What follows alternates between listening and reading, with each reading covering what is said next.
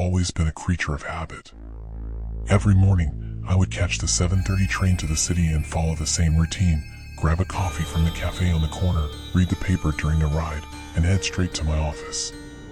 As an accountant, my life revolved around numbers, structure, and predictability. It was on a dreary Monday that I first discovered the shortcut. The train was unusually crowded, and the air inside the carriage was stifling. Frustrated, I decided to disembark at an earlier station, thinking a brisk walk might clear my head.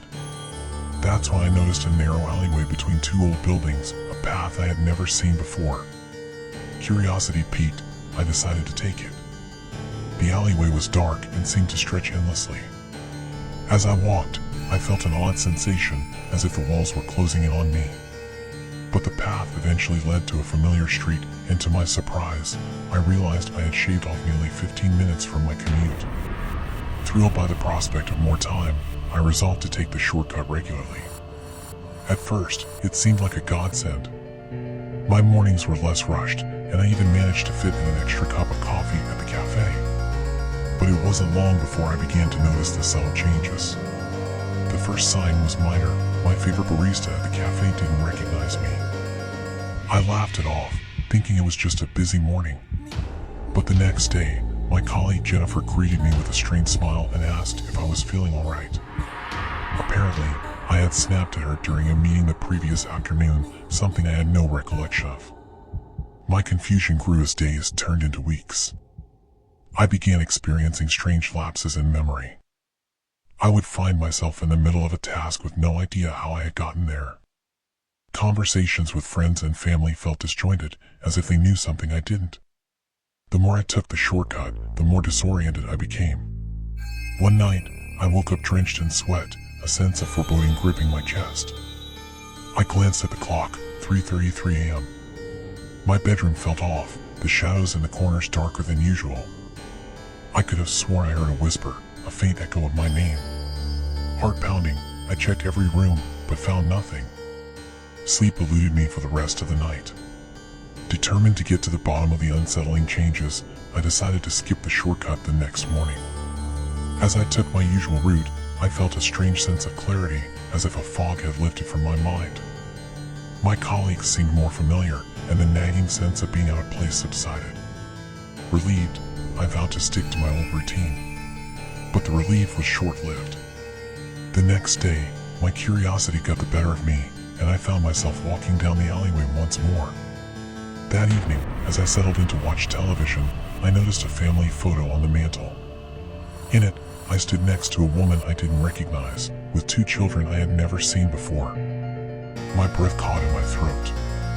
Had my life been altered so drastically without me realizing? Panic set in. I called my sister, hoping for some reassurance. "Karen, do you remember our trip to the Grand Canyon last year?" I asked, my voice trembling.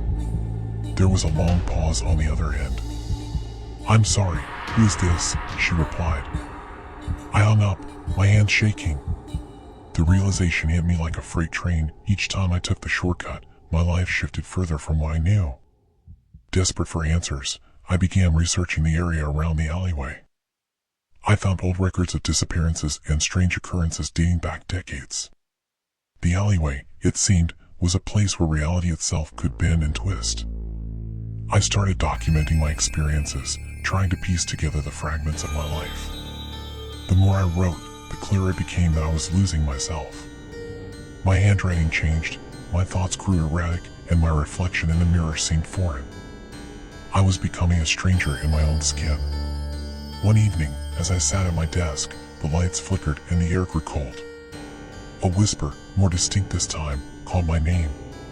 "David," it hissed, sending chills down my spine. I spun around, but the room was empty. The whisper grew louder, more insistent. Shadows writhed on the walls, and a figure seemed to materialize in the darkness. Its eyes glowed with a malevolent light, and it extended a skeletal hand toward me. Terrified, I bolted from the room and ran out into the street. I needed to break free from the grip of the alleyway once and for all. I decided to confront it, to face whatever was lurking in its depths. The next morning, I walked to the alleyway with a resolve I hadn't felt in weeks. As I stepped into the darkness, the walls seemed to close in around me.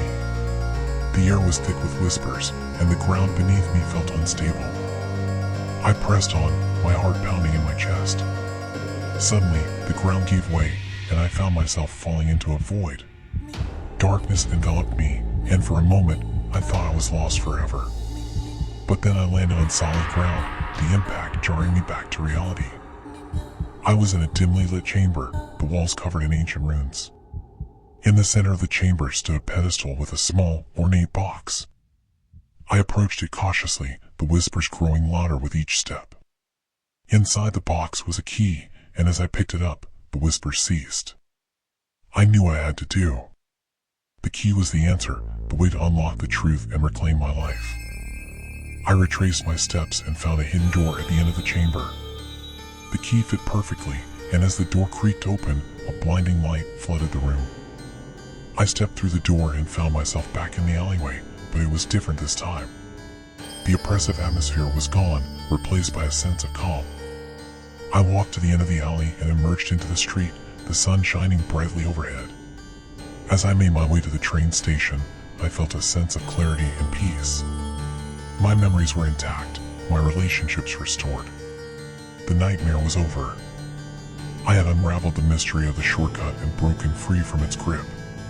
In the weeks that followed, I resumed my routine, but I never forgot the lesson I had learned. Curiosity can be a powerful force, but it can also lead to dangerous places. I had faced the darkness and emerged stronger for it, and I knew that I would never take the shortcut again. But sometimes, late at night, when the shadows grow long and the wind whispers through the trees, I can still hear the faint echo of my name, a reminder of the path I had once walked and the darkness that had nearly consumed me.